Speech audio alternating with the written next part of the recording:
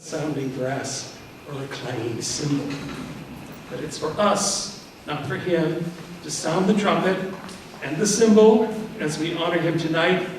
And the first notes will be struck by the King Felipe VI Professor of Latin American Literature and Culture, Jose Antonio Mazzotti.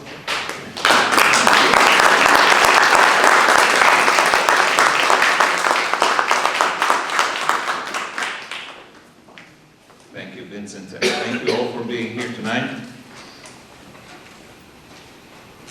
Pedro Ángel Palou is not only my colleague and collaborator, but also a very clever scholar and researcher. No doubt he's the most accomplished and internationally recognized scholar and creative writer in the Department of Roman Studies at Tufts. His mere presence helps to put us on the map of Hispanic and Latin American studies, and has opened up new pathways of interdisciplinary collaboration with other departments and programs, both within and beyond Tufts. The Department of Roman Studies conducted a national search in 2011 for an assistant or associate professor specialized in Latin American studies, with emphasis on Mexican or Caribbean literature and culture. From the many applications that we received, the candidacy of Pedro Ángel came swiftly to the fore. A native speaker of Spanish, he is able to provide our students with an outstanding model of the spoken and the written language. His academic qualifications towered him above those of all other applicants.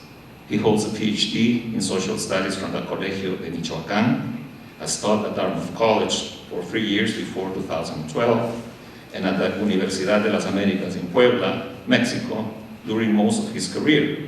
He even was president of the university between 2005 and 2007. Has authored several published articles, 8 scholarly books, and more than 20 novels, a rare accomplishment for a single candidate, with several other essays currently in press. Finally, in this time of special interest in cultural studies and interdisciplinary exchanges with the social sciences, Pedro has brought to Tufts his experience in sociological readings of modern literature and a vast experience as editor. All in all, he is a colleague of unusual intellectual vitality and depth. I have been working in the Roman studies field for many years and can testify to Pedro's superb qualities as a scholar, a teacher, and a human being.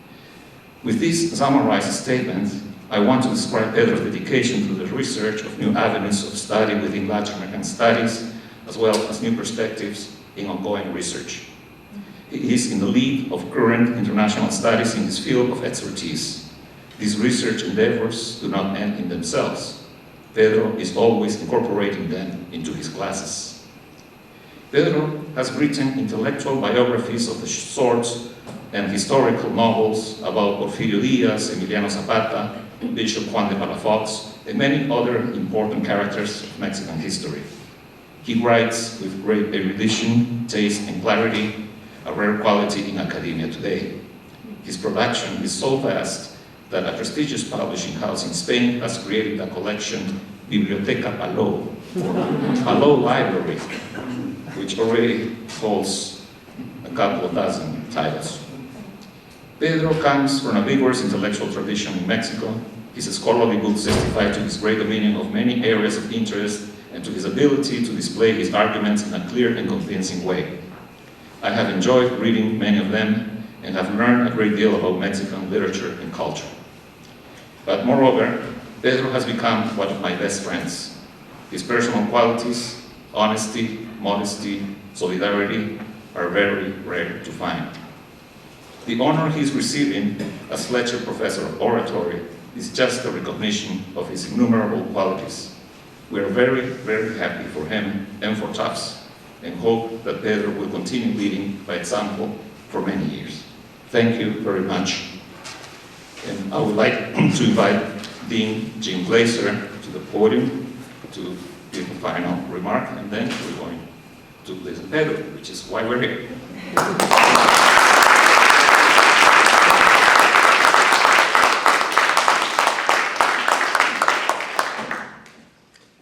Thank you, Jose Antonio. I'm so delighted to be here.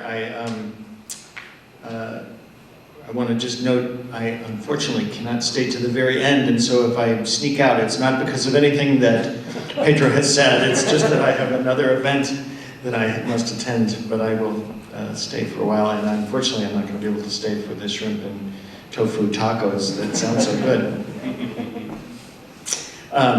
Lord knows, when we went into academia, we were not going into it to get rich.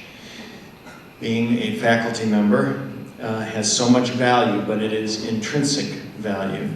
It comes not so much from dollars, but it comes from the satisfaction that one gets from creating knowledge and art, the satisfaction one gets from teaching and mentoring students so that they can go into the world successfully, and the satisfaction one gets from the respect one receives from one's peers and one's university for the work that we do.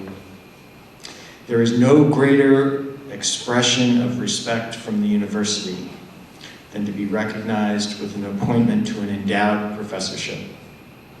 It is the most important gesture of appreciation that from the university that we, as the university's leaders, can offer. And importantly, it endures. It stays with you through your career. It is on your website, it is on your stationery, and it says to your colleagues and your students and your profession, my university recognizes my excellence. Today we celebrate the ascension of Pedro Palou to be the Fletcher Professor of Oratory. Just a few words about the professorship. Oratory seems like an old-fashioned word, but in the dean's office we like it because it celebrates one who works with words. It connotes speech, of course, but also eloquence and persuasiveness. And the Fletcher Professor of Oratory is one of a package of professorships that Mr. Fletcher endowed for Tufts back in 1926. Along with the Fletcher Professor of Oratory, he established professorships in philosophy, rhetoric and debate, music, and English literature. Pedro is the 5th Fletcher Professor of Oratory, so the opportunity to hold this professorship does not come along very frequently.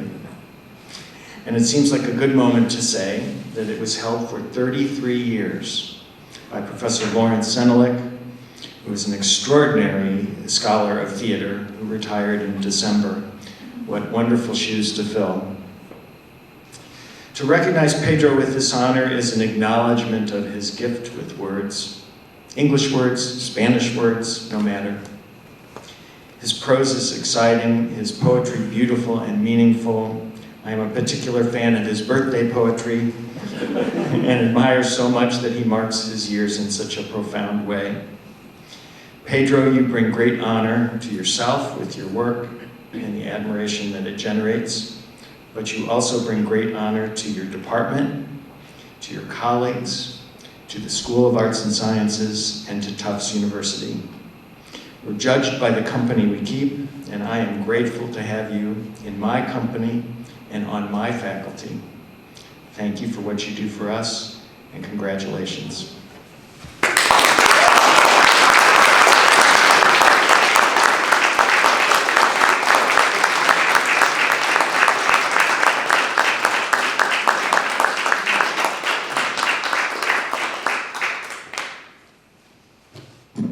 Thank you for coming to this once-in-a-lifetime event, I hope. And as Jim said, I hope to be many years alive. I don't know if 34 like my predecessor, but why not? Thanks for coming, thanks for being here with me in this very special night. I want to thank foremost to Jim Glazer and the Dean's Office for the honor. He called me last summer and he asked me if I knew why I was summoned into his office, and I thought that I was going to be fired. It didn't happen that way. So it was really an honor. I felt and I feel now the same, very humble, but also with a lot of responsibility. And I think any recognition in your career serves for the same purpose. It gives you fuel, it makes your engine work again, but it also entails a lot of responsibility. And with that in mind, I tried to be brief in this lecture, but I couldn't, so it's not going to be a brief lecture. But I think that my perspective as a Latin Americanist in this moment in the United States gives the talk another spirit, and with that I will start. Titles should not need any explanation. They are a provocation or an invitation. I am not talking today, of course, about the novel of Garcia Marquez, but of another type of cholera, in its adjectival form, choleric, that created by the discourse of hate, xenophobia, and bigotry. It is a time of division based on the false assumption that difference is negative. This implies that the other threatens the vain, the hateful I that Blaise Pascal presented.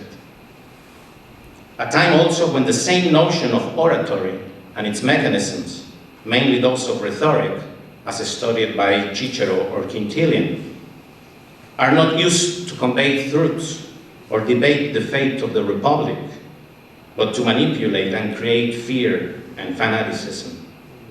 We are accustomed to hearing, for example, phrases of the like, "Your talk is pure rhetoric." This dismissive retort of abstraction or formed without meaningful content or transcendence, in my experience, however, it's absolutely futile. Today, we are in greater need of the art of the rhetoric than ever. We need to embrace the central role of the humanities, not only in the liberal education of the young, but as the same canvas where we paint our daily lives. Truth matters, and form represents its connective tissue. Virtue, that apparently old-fashioned word, should become again the bedrock of the art of living. It should regain some luster and political weight. I believe I need to devote some time to explain my own literary and philosophical traditions, so as to return to the subject matter of this talk. I became enchanted with words, books, and stories, in that order, in my childhood. With words, because of the strange linguistic heritage of being the grandson of two Spanish exiles, who spoke what seemed to be another language, very different from the one that I heard in school. Although some might explain this as a keen awareness of the different intonations and sounds of the dialect of Spanish that my family members kept alive among themselves, a linguistic awareness of the space that they had fled, it was also something else. It was the richness of the language, an awareness of names for things that I had yet to discover. I was intrigued with their vocabulary and kept asking my maternal grandmother for more and more words. I was a lodophile. I loved that cementerio could be also camposanto, or that entierro could be sepelio. Once I told my grandmother that I loved the houses of the dead people. She produced as ever a word, mausoleos. I was gathering words instead of marbles. My uncle, in awe for my early appreciation of the meaning of words, gave me, at age 8, a huge Spanish dictionary, the 1972 edition of the Royal Spanish Academy of the Language, that I still cherish. At that same age, I became fascinated with books. My father's personal library was of some merit, but my real immersion came in the form of a chapel devoted to books in Puebla, the Biblioteca Palafoxiana. The then director, the late Estela Galicia, was even crazier than I and decided to mentor me. Every Saturday, until my 15th birthday, we devoted more than 4 hours to read aloud, explaining text, in what I came to understand after many years was her own close reading technique.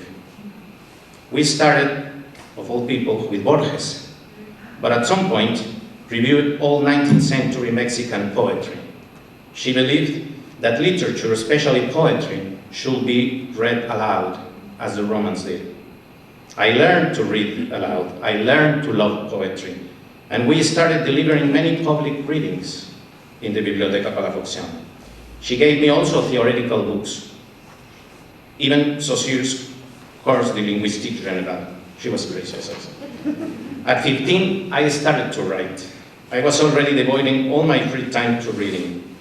I had a family of soccer players, so we had to be on the soccer field at 10, and I didn't like soccer, so I read all Proust in the field while my brother was goalkeeper. I still relish the entire night that in Rapture I devoted to Cien Años de Soledad. But as I said, I was fond of Proust, Virginia Woolf, and my literary god at the time, James Joyce. Mostly, besides of Joyce in Spanish translations. Just to show how crazy I was also, not only my teachers, I devoted my Spanish high school honors writing to an interpretation of Finnegan's Wake. I was in a Jesuit school, that explains everything, through Giordano Bruno, Nicolas de Cusa, and Gian Battista Vico.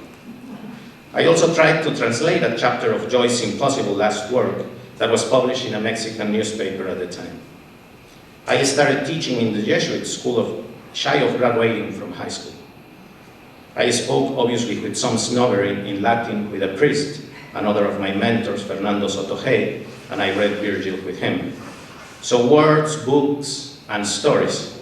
In my youth, I was secretly writing poetry, short stories, essays, and I was able to join a famous literary workshop held by Miguel Donoso, an Ecuadorian writer exiled in Mexico. After Donoso returned home, David Ojeda, a very young writer, mentored us for 4 more years. Recently, the practice of storytelling has been challenged for good, especially the white male gaze. One of the most important contemporary forms of resistance is to question who gets to tell the story. And even more importantly, what stories are being told. Walter Benjamin believed that there were 2 types of storytellers. The settled tiller of the soil, a peasant whose stories reach back to tradition, and the trader seaman who returns with tales from remote islands.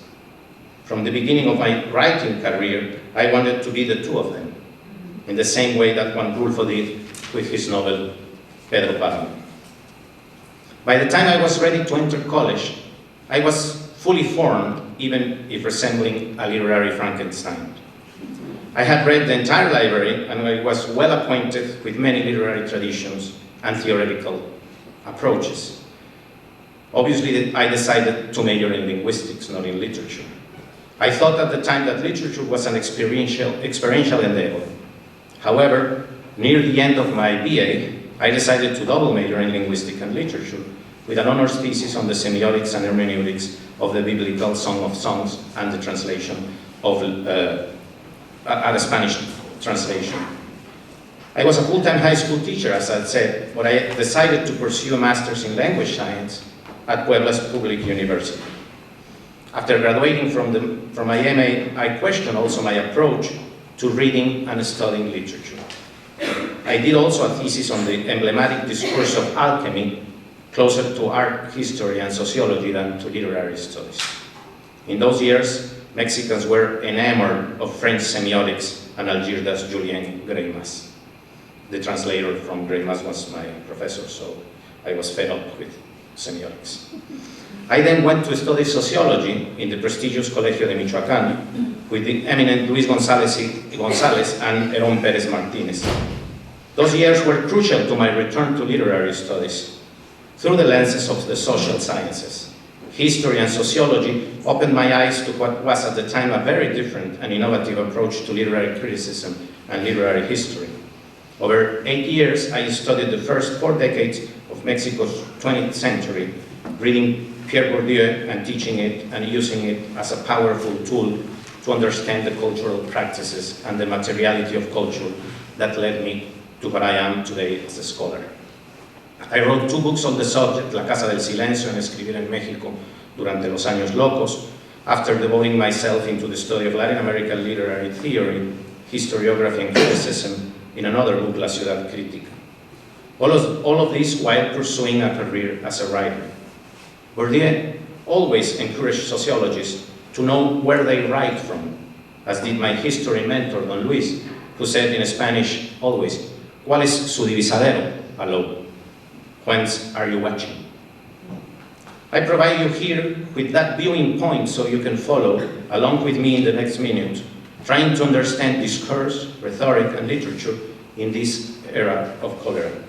I wanted to explain to you my own traditions, since now I am a Mexican scholar, teaching and researching at Tufts, a different place, but one that allows me to look at my country and my social practices from afar. My model as a writer was not only one of the 1930s literary generation, Los Contemporáneos, maybe Javier Villaurrutia. I dedicated my second novel, La Alcoba de un Mundo, to him, but their teacher, Alfonso Reyes. He was a thinker, a humanist, a superb writer, praised by Borges as the best one in the Spanish language at the time, but also a deep thinker of contemporary issues, and especially on the place of the public intellectual in Latin America. Don Alfonso, as we normally refer to him, performed 3 rhetorical maneuvers in order to become a universal Latin American writer. 3 such operations that seem particularly clear to me. First, Alfonso Reyes most cosmopolitanized the city at the beginning of the century, metropolized the province, a gesture that he shares with the Dominican humanist Enrique Sureña and his companions in the Sociedad de Conferencias, from which those young classicists burst into the century of social revolutions. I firmly believe, writes Reyes, that every village is Athens, at least at times. He declares this in his essay, Horas Áticas de la Ciudad. Every city, at least intermittently, has the right to be the universe. Not unlike Unamuno's phrase, the world is a larger Bilbao. And above all, appropriates the Greco-Roman tradition. This operation that we might also call the westernization of America is fundamental in Reyes' political and literary project. Mexico, according to Reyes, is necessarily connected to the humanist culture of the West. The operation, of course, takes place via language. It is linguistic in its essence, which presents a problem for Don Alfonso, and also from his Basilian friends that read him at the time when he was writing these ideas. This has been very well described by Robert Patrick Newcomb in his Nosa and Nuestra America. Spanish is the way to reach the magna patria of which Rodó dreamt, through the idea that language gives substance to an ideal or a national genius. But as Portuguese is another Romance language linked to Latin, the conflict for Reyes corrects itself, given that it entails the intellectual and linguistic appropriation of the Hellenic tradition, something similar to what Jorge Luis Borges attempts in an essay of the same decade, El escritor argentino y la tradición. In it, Borges assures that it is from this side of the Atlantic that tradition may be transformed, as there exists in a state of eccentricity, being both inside and outside at the same time. Borges thought that only the Jews and the Irish could achieve such a thing in Europe due to their extraterritorial condition. For Reyes, who had rightly asked, what would Plato have to say about the Mexican who went about in search of a sort of moral good only applicable to Mexico? The operation of Athenizing any American capital, from Havana to Rio, to Mexico City, to Santiago, to Buenos Aires, grants its intellectuals a maturity that makes an intercultural, interlinguistic, and intercontinental dialogue possible. Reyes' second operation requires more audacity, for if he is firmly anchored in his classicism and in his search for equilibrium and the golden mean, he needs to politicize the moment of that arrival of Latin America to the banquet of civilization. as he said. Ignacio Sanchez Prado, my former student and colleague and now present here in this lecture, has demonstrated that Hispanism, the Hispanism of Reyes, something undeniable, is also a rhetorical operation, one that aims to provincialize Spain. He confirms that this necessary transformation of the immediate past is not belated. It does not take place when he is in Brazil in the 30s, but rather it begins in his early chronicles about Madrid during his exile after the murder of his father in 1913, at which point he becomes a bitter Orestes. However, it was from his position as ambassador in Rio in the 1930s, thanks to infinite discussions and meetings and to the creation of Monterrey, his literary journal, that Reyes was able to problematize the situation in the Americas and the crisis in Europe. If we follow Sanchez Prado, provincialize all of Europe in the interwar period and during the Second World War was an operation that really made rhetorically mature his stance. Through the lens of homonoia or moderation, Reyes questions the European crisis and its prophets, who tended to be, in his words, dangerous guides. And here, everything that Reyes writes becomes timely to our days. You will hear it. In a lucid speech from 1931, Esta Hora del Mundo, This Hour of the World, he continues that critique of liberal democracy that must face fascism from Mussolini's Italy or Nazism from Hitler's Germany.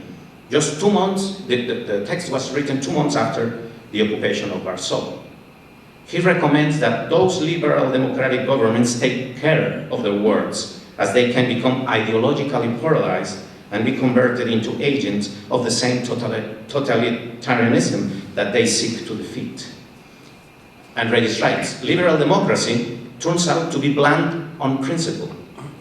An attack is not defeated with the laissez-faire, the husk of democracy already thinned by such contradictions.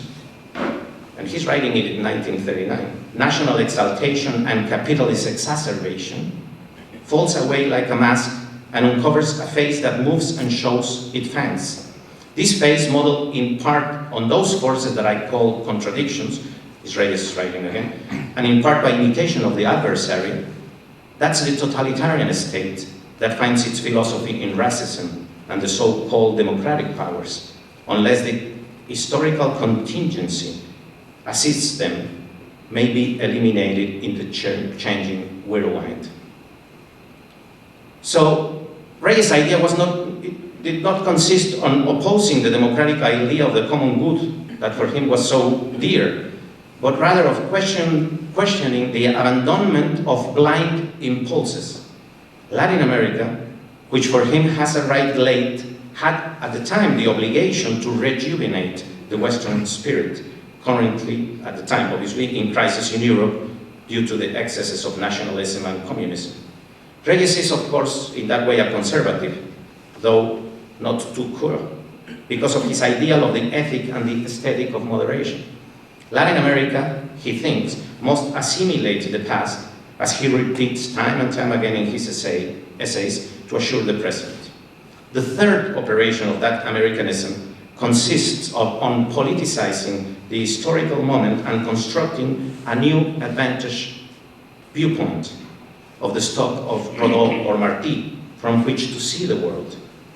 Today, writes Reyes, in the face of the disasters of the old world, America regains the value of hope. A hope that offers an escape from the insanity of the crisis, of the European crisis at the time. Latin America thus becomes not only a possible reinventor of the universal tradition, but also a reserve of humanity, a maintainer of civilization in the words of Reyes.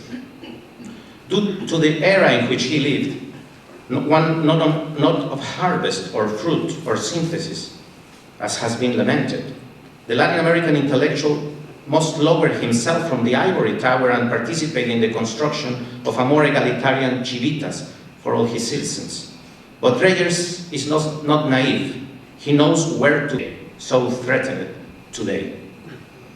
Thanks to those three successive operations, operations cosmopolitanized Latin America, provincialized Europe, and politicized the singular American moment of the 30s as an intellectual and a spiritual opportunity, Reyes believed that he could achieve what neither Martí in Nuestra América or Rodó in his Magna Patria could, the utopia of an ultima thule that breaks with the old model of concentric misfortunes of any isolationist affiliation, regional, national, ethnic, provincial. It means embracing that possibility of all Latin America as a geocultural category, and also, in one way or another, as a way of saving Western humanity. It does not mean the negation, of course, of its market Eurocentrism. That is why we have called Reyes a humanist universalism, but rather the demonstration of its operations as philological politics, like Robert Kohn called them in order to find some utility of the Reyes as thinker in today's new political necessary Latin Americanism. In the crucible of history, affirms Reyes, an incalculable inheritance is prepared for America. What will come of it will be neither Oriental nor Occidental, but rather ample and totally human. It will depend on us, or better yet, on our successors, that which, for lack of a better expression, may be called in history just American. The man from Monterrey knew that it had to do with a no place, an unknown and utopic ultima thule, but one that gave meaning to the literary and political enterprise of his generation. In this no place, in this utopos, there will be, he thought, a more equal justice, a more established liberty, and a more complete and better distributed happiness. Sánchez Prado read in this way in his Intermitencias Americanistas, Reyes Uber, proving that the ideology and practices of the political, historical, intellectual, and cultural community of Latin America can be reread and reactualized today. We no longer have to ask ourselves if a boy from Metapa, Nicaragua, like Rubén Darío, can access rational universality, as Darío himself wondered in the introductory essay of his Prosas Profanas. It does not escape, of course, my notice that there is a fourth fundamental operation, one that Reyes could not do in his time, one which in the last decade has taken place prodigiously and collectively, one which consists of the destruction of our auto-ethnographies as colonized subjects. Just as Frantz Fanon, who first knew how to psychoanalyze us, would have wished. It is a fascinating exercise, as it implies the dismantling of the beliefs and myths that the colonial subject was compelled to store up as a sort of self-deprecation. As Frantz Fanon writes, having judged, condemned, and abandoned his cultural forms, his language, his nutritional habits, his sexual behavior, his way of sitting, of resting, of laughing, of enjoying himself, the oppressed subject, not only condemned by the land, but also by his own condition as colonial subject, keeps himself afloat, the imposed culture with the desperation of a drowning man. He wrote, Fanon, with that conviction of the historical need to pass west.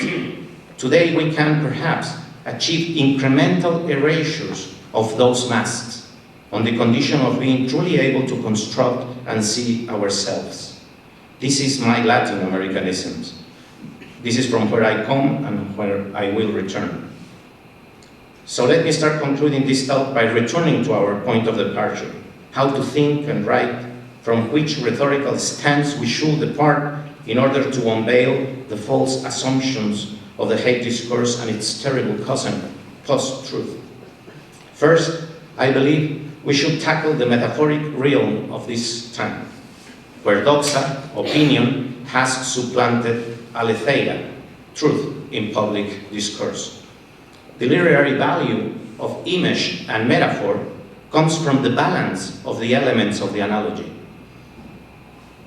But they get in trouble when they are somehow imbalanced, when their two parts become out of proportion.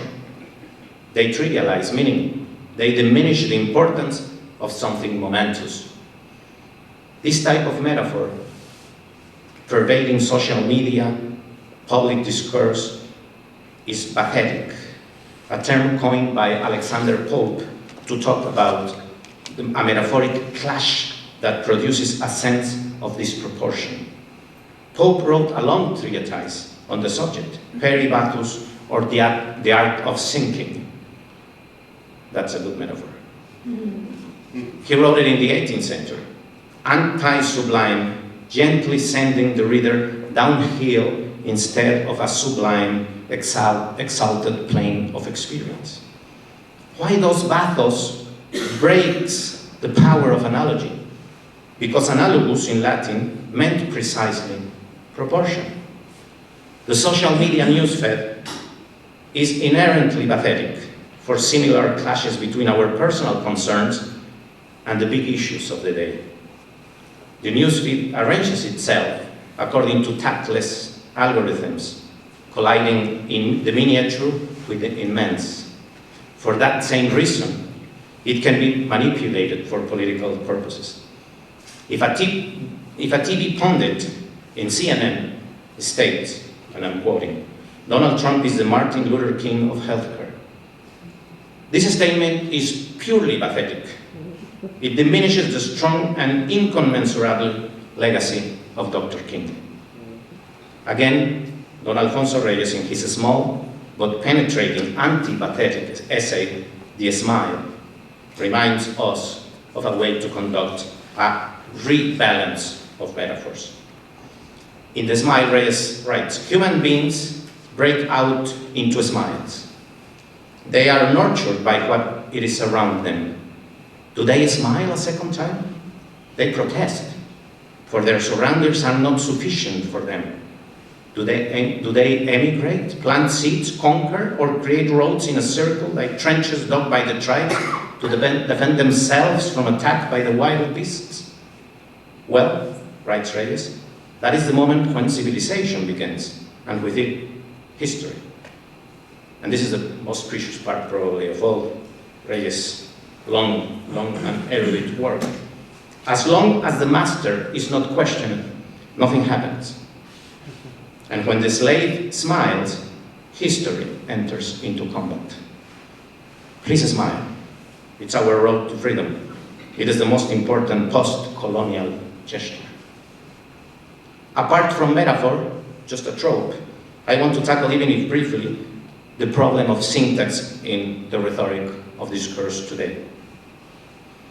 We are accustomed, especially in academia, to a standardized style that simplifies not only the delivery of the message, but the message itself.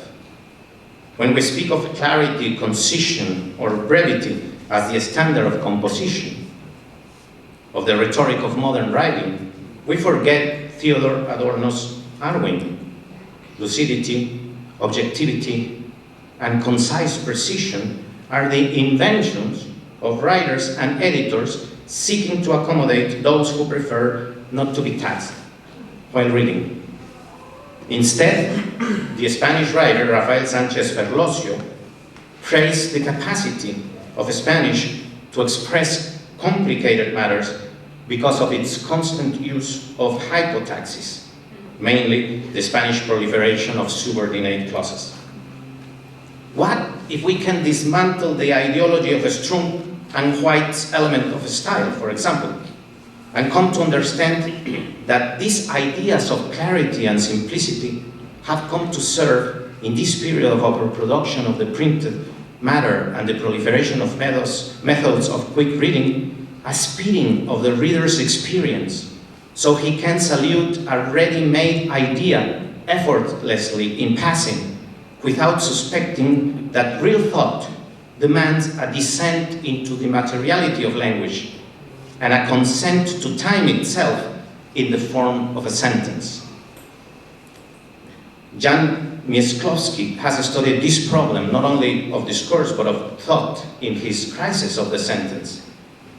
But let's return to Walter Benjamin. In an early essay, Benjamin wrote about everything, and he was able before dying, to write about Ernest Hemingway. In a very early essay about the author of The Sun Also Rises, Benjamin steps away from the common idea of praising Hemingway for his brevity or the austerity of his style. He asks us to move beyond the notion that writers should aim to produce clear and simple sentences. Benjamin, furthermore, thinks that we will never understand the complexity of literary style until we grasp that there is, and I'm quoting now, not such thing as saying what you think. Language does not represent pre-existing thought, so much as it makes a thought real through its expression, in the course which the original conception is subject to the profoundest of modifications.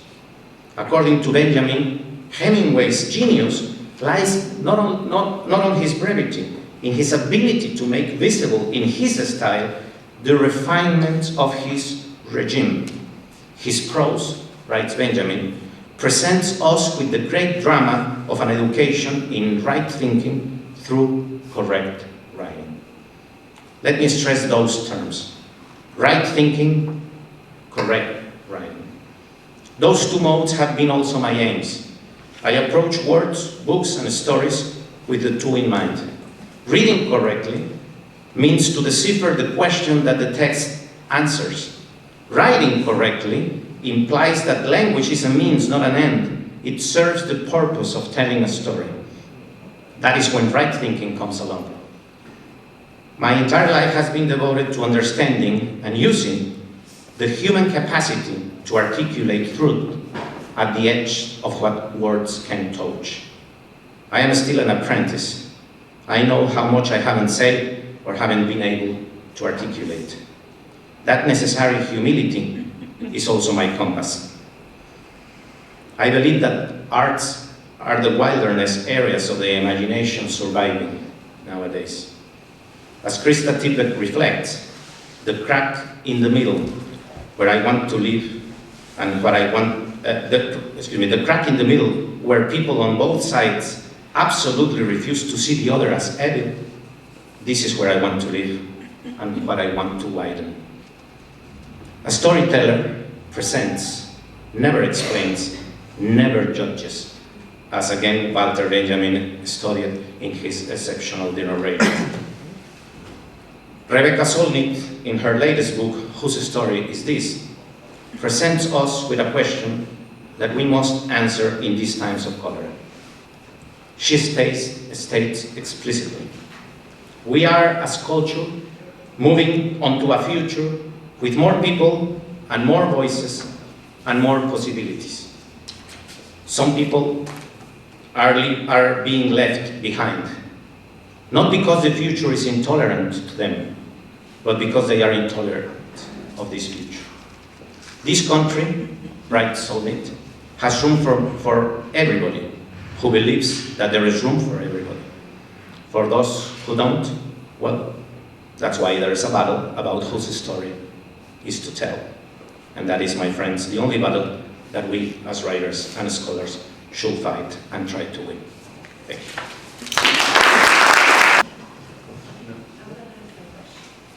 It's not totally Pedro. Thank you for inviting us, and your presentation was incredible. I hope I understood as much as possible to be able to pose this question.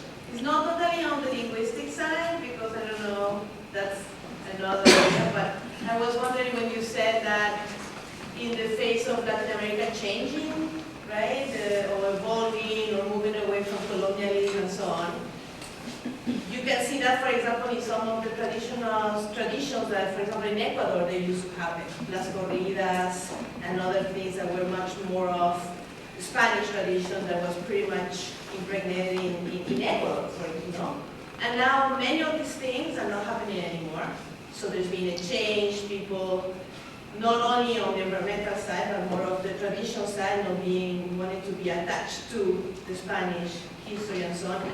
But what has come to replace, or what has revived out of losing that?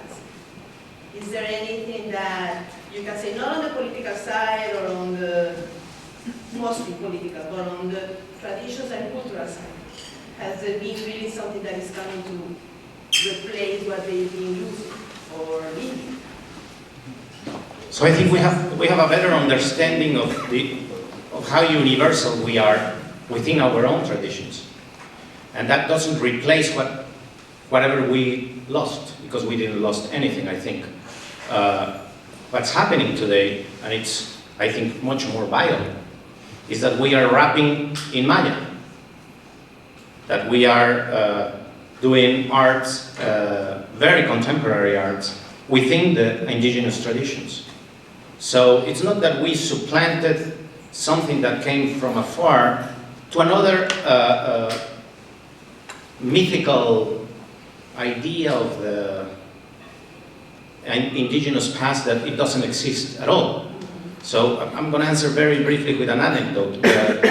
The person that that worked the most for the indigenous languages and literatures in Mexico was a classicist, Carlos Montemayor. And he learned to speak in Maya in 2 or 3 of the different dialects of Oaxaca, Mixteco, Zapoteco, Purépecha, etc., etc. And he was he conducted a lot of workshops with indigenous writers all over Mexico for like 10 years. All those works are already published in bilingual editions in Mexico. But then he was attending or conducting a workshop in Yucatan. And he was already like in the 4th or 5th year of doing this. But he obviously was with the white male gaze, conducting even his workshops. And there he was, a Mayan poet that now won one of the most prestigious prizes in Mexico, Balam Rodrigo. He's a Mayan writer. He was questioned by Montemayor, and Montemayor asked him, "Why don't you write about your past, about the Popol Vuh?" And he was like seeing Montemayor and told him, "Do you write about the Genesis and the Exodus and Leviticus? And you write about your contemporary, like I'm just returning from Los Angeles, and I'm writing about that. That's my poetry."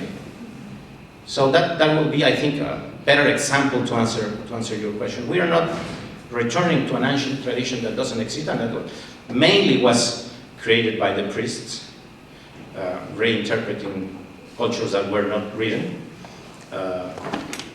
But culture is alive because we are universal. So Reyes won even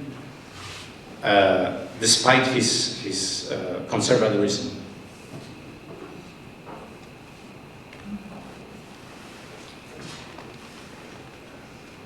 Thank you again for coming. I want to also thank a lot of, I could mention every one of you, but then we will not have these wonderful plates that Vincent put together with the catering from Tufts.